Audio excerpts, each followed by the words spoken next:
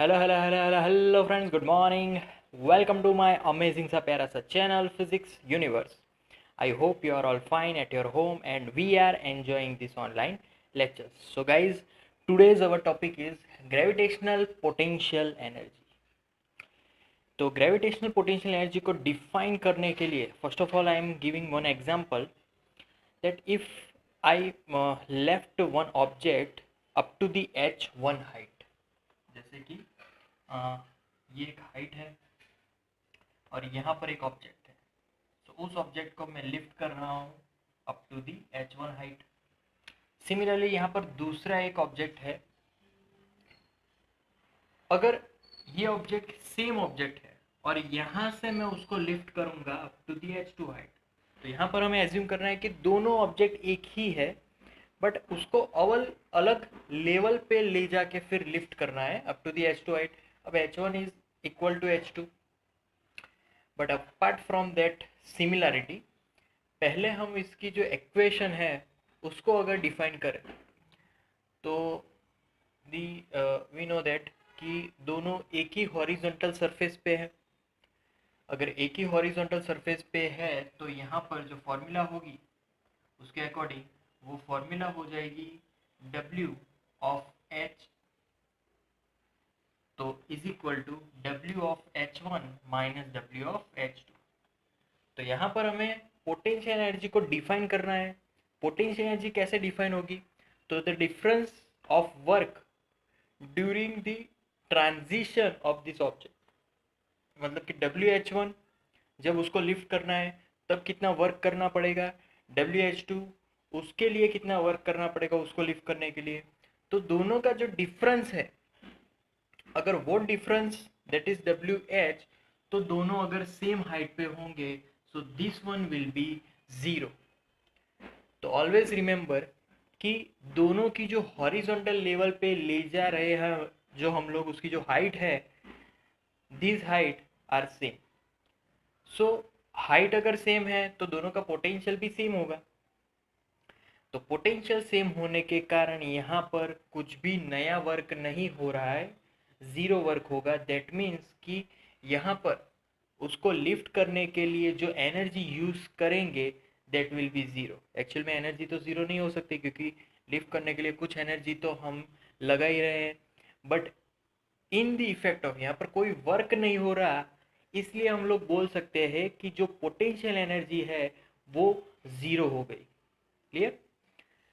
So this is the one example. Now अब अगर दूसरे वे में देखा जाए तो we know that कि W of H is equal to mgh. अब यहाँ पर जो हम लोग डिफरेंस लेंगे माइनस W of H1. अब W of H completely mgh कब हो पाएगा? So whenever this height is at infinite, ये ज़ीरो हो जाएगा क्योंकि तब वर्क करना ज़ीरो हो जाएगा क्योंकि इनफाइनाइट पे कोई भी पोटेंशियल एनर्जी मिलेगी नहीं. सो जब पोटेंशियल एनर्जी नहीं मिलेगी तब work will be zero and we get W of H is equal to mgh. Okay, after that we know that force formula between two bodies. अगर कोई m मास वाला ऑब्जेक्ट अगर अर्थ पे है तो अर्थ के अकॉर्डिंग उस पर कितना फोर्स लगेगा, अगर मैं वो फॉर्मूला लिखूं, so G M E into M at distance R, then this will be R square. तो वो हो जाएगा आर स्क्वायर. अब सिंपल यहाँ पर मुझे वर्क फाइंड करना है कि ये जो ट्रांजिशन हो रहा है बिटवीन दिस टू ऑब्जेक्ट्स वो वर्क कितना होगा. So work is equal to, now simple formula, वो जो ऑब्जेक्ट है m मास वाला ऑब्जेक्ट उसको हम लोग ट्रैवल करवा रहे हैं from r1 distance to r2 distance. तो यहाँ से हम लोग इंटीग्रेशन करेंगे विथ रिस्पेक्ट टू dr, सो यहाँ पर आ जाएगा f dr. तो हम लोग एक ऑब्जेक्ट है m मास वाला, उसको ट्रैवल करवा रहे हैं from r1 distance to r2 distance. Simple उसकी अब हमें फॉर्मूला डिराइव करनी है. So now W is equal to, now putting F into this formula, so W will become R1 to R2 and here g MEM upon r square into dr. Now again constant term, take it outside. Now constant terms are g MEM. So now we are left with 1 upon r square dr r1 to r2. Okay. So w is equal to now g MEM integration of this. So 1 upon r square is nothing but r2 inverse. r2 inverse का integration, so power plus one upon power plus one. So simple, ये जो integration है is in the box upper limit and lower limit. So our upper limit is r2 and lower limit is r1. Okay. So w is equal to g, but यहाँ पर -2 + 1 it will be -1, उसको यहाँ पर आगे लिख लो and multiply. So GMEM we left with 1 upon R, because here R -1 we left with.